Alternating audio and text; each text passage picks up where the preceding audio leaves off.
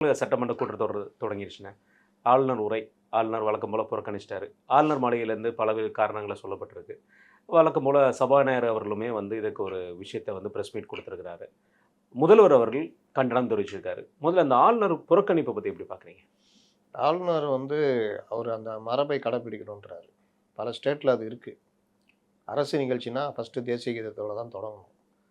அதுக்கப்புறம் நம்ம ஊர்ல நம்ம தமிழ் தாய் தமிழ் வாழ்த்து தாய் வச்சோம். வாழ்த்து. அதனால தேசிய கீதம், தமிழ் தாய் வாழ்த்து, அவை நடக்கிறது, இறுதியில தேசிய கீதம். இதுதான். இவங்க அத 91 வரைக்கும் இருந்துச்சு. 91க்கு அப்புறம் தான் தேசிய கீதம் இல்ல, தமிழ் தாய் வாழ்த்துன்னு ஓ! வருது. சட்டமன்ற கூட்டத்திலேயே இருந்தது. இருந்தது. ஓகே. அப்போ அந்த 91க்கு அப்புறம் தமிழ் தாய் வாழ்த்து அப்படியே பாடிட்டு வராங்க. தேசிய கீதம் இல்ல. இதே கவர்னர் கேட்குறாரு. ரொம்ப சிம்பிளான கோரிக்கை தான். இதுல என்ன பிடிவாதம்? அப்போ இவர்கள் நோக்கம் இந்த பிரச்சனைய ஏதாவது ஒரு வகையில கவர்னர திசை திருப்பல். சீண்டணும். அது பண்ணணும்னு. இதுக்கு முன்னாடி இன்னொரு விஷயம், ஆளுநர் உரையில தயாரிச்சு கவர்னருக்கு அனுப்பிச்சு வைப்பாங்க. அப்ப அவரு அதுல மாற்றங்கள் இருந்தா மாற்றங்கள் இருந்தா சொல்லுவாரு. அத திருத்தி மறுபடியும் அவர்ட்ட குடுப்பாங்க. அப்படி குடுத்தத அவர் பார்த்துட்டு ஓகே பண்ணுவாரு. இதுதான் நடைமுறை.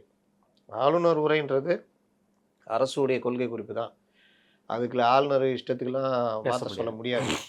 ஏன்னா ஒரு அரசு நல்லாவே நடக்கலனாலும் சட்டம் ஒழுங்கு சிறப்பாக இருக்குன்னு தான் எழுதுவாங்க. இல்லன்னா எழுதுவாங்க. ஏன் எப்படி எழுதுவாங்க? ஆனா, ரொம்ப ஓவரான விஷயங்கள்ல இதெல்லாம் வேணாம், இது நீக்கணும் அப்படின்னு சொன்னா, அந்த விஷயங்கள நீக்குவாங்க. இல்லாட்டி சபாநாயகர் பேசுவார். ஏதோ ஒண்ணு நடக்கும். இப்படிதான் 2023ல ஆளுநர் உரை தொடங்கும் பொழுது, அவர் சில திருத்தங்கள் சொல்லி, திருத்தங்கள் பண்ணிட்டோம்னு சொல்லிட்டு திருத்தவே இல்ல. இவர் கூடுதலாக எழுதி கொண்டு படிச்சாரு. படிச்சுட்டாரு. அப்ப அது ஒரு சர்ச்சையா மாறுச்சு. எப்பவுமே ஒரு விஷயம் என்னன்னா, மக்களால் தேர்ந்தெடுக்கப்பட்ட சட்டமன்றத்துக்கு தான் அதிகாரம். மக்களுக்கு தான் அதிகாரம். ஆளுநர் பெயரால் சட்டம் இயற்றப்படுகிறது. ஆளுநர் சட்டம் இயற்றப்படுவதை கண்காணிப்பார். ஆளுநர் ஒரு மாநிலம் நாட்டுடைய இறையாண்மைக்கு எதிராக இல்ல வேற ஏதாவது பண்ணா, அதை நெறிப்படுத்த வேண்டியது ஆளுநருடைய பொறுப்பு. பொறுப்பு. இதுதான். இத தாண்டிலாம் ஒரு சட்டமன்றத்துடைய இதுல நீ இப்படி தான் பண்ணணும், அப்படி தான் பண்ணணுன்றதுக்கு ஆளுநருக்கு உரிமை இல்ல. இன்னைக்கு நம்ம திமுக கவர்மெண்ட் இருக்கு. அதனால ஆ ஆளுநர் அப்படின்லாம் நம்ம பேச முடியாது. நம்ம சட்டத்த தான் பேச முடியும். அரசியலமைப்பு சட்டம் குடுத்திருக்கிறது. இப்ப பார்லிமென்ட் பெருசா, ஜனாதிபதி பெருசான்னா, பார்லிமென்ட் தான் பெருசு. ஜனாதிபதி பார்லிமென்ட்க்கு வழிகாட்டுவாரு. 2 பேரும் ஈக்குவல் பவர் மாரி காமிச்சாலும், பார்லிமென்ட்க்கு தான் பவர் உண்டு.